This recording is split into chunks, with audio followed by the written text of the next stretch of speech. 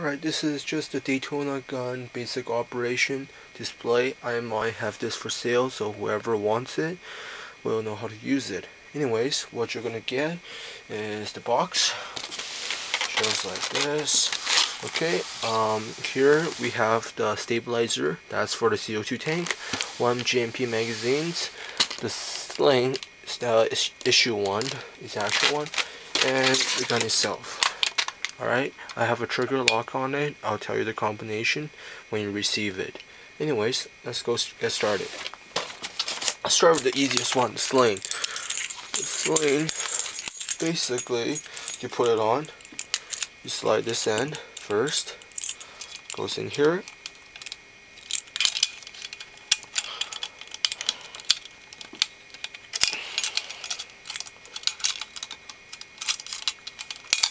There you go.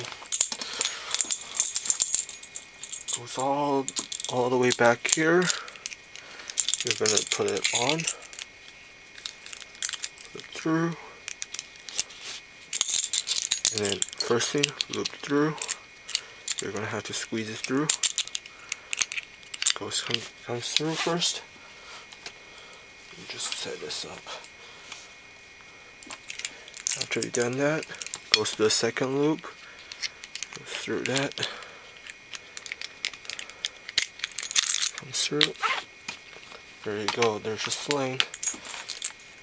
Alright, the leather thing, stripe all the back to where the sling mount is. Okay, and the front, hook it on to here. So you just put it in, and there you go.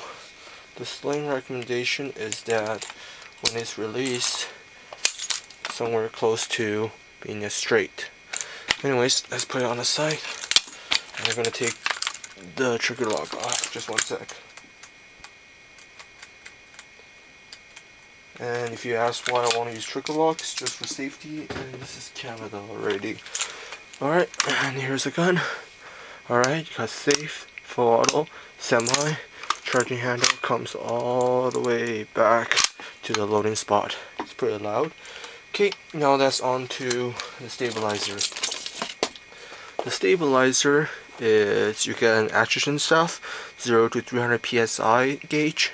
Normally the operation is anywhere from 80 to a maximum 140. At 140 you're damaging the gun itself already. You're stressing it. You get a loop, a long one, a disconnect, a quick release, which subsequently has this on. Alright, this is a used one, as with the gun. The receiver is a used one. The parts are mostly refurbished, meaning I fixed it and I'll just release it again. What you need to do is get a paintball tank, CO2, HPA, your choice. CO2 has more air. Put it on. Oh, first thing first, make sure you shut it off so you don't waste the gas when it comes out. Just put it on. It will get a lot harder. Once you get it done, it goes a little bit tighter, but I can't do that right now. But anyways, once you're going on, there's the gauge. It starts showing. What you need is a Imperial one. Is 3/16 in one. Stick it in clockwise for more pressure, counterclockwise release, but it won't show until you release the pressure because the gas is already here pressurized. You can increase. We're gonna go to 100 psi like right now. Okay, what you do is just add the gun, comes in, release. Okay, then let's try it out. And full auto.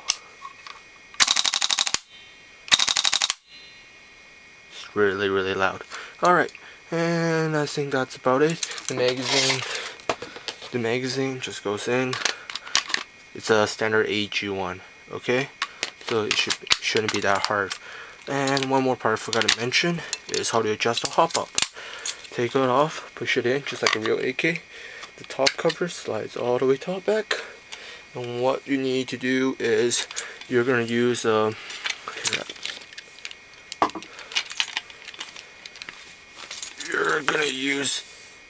1.5mm Allen onto this hole.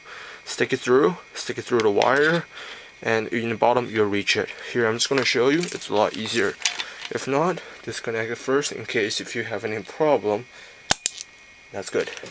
Okay, take it, just push it in, lift it up, comes back. Take out the spring, slide the carrier back to the rearmost position, and is that dot down there. That is the hop-up knob. It's only a 1.1 unfortunately, and there's no way to set the SCA's hop-up bumper. But anyways, that's how you operate it essentially. And if there's anything else, just ask me, seriously. The gun is really easy. It's an excellent choice if you're getting from paintball, because the paintball uses paintball tank. It's not propane, so it doesn't stink in your house. It's a really reliable gun for what it is. There are a couple of problems which I'll go over through. Just to name a few, the hose might burst. You can get replacement ones. It's not that hard. I'll include a spare one itself. You can replace that, that's fine. The only thing you have to worry about is if you go over the pressures, or if there's liquid gas in there which really push the pressure up. So let's say this gun, and if you use 150 psi and upside down, well, you're gonna run into problems soon. I broke 2 tubes out of like total of 20,000 rounds going through. Not just this guns. Yes, the receiver has seen over that, but the internals less than that. The internals are mostly refurbished part, meaning that I fixed it myself, because at one point they had problems, such as this one, the barrel one, was because the hop-up bucking was destroyed, so I had to take it apart, but there's some scar from using the locking pliers. The bolt carrier was one of the few ones. It happened to break the lower.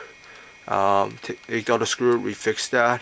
It's a rare thing. So it only happen if you use really excessive pressures, which you shouldn't do. The nozzle is also refurbished, so that's a good thing. It's good or bad thing, depends. But you can also get a replacement from Daytona himself if there's a problem as well. It's not like the Jag or the Sun Project where you're kind of screwed. Anyways, have fun.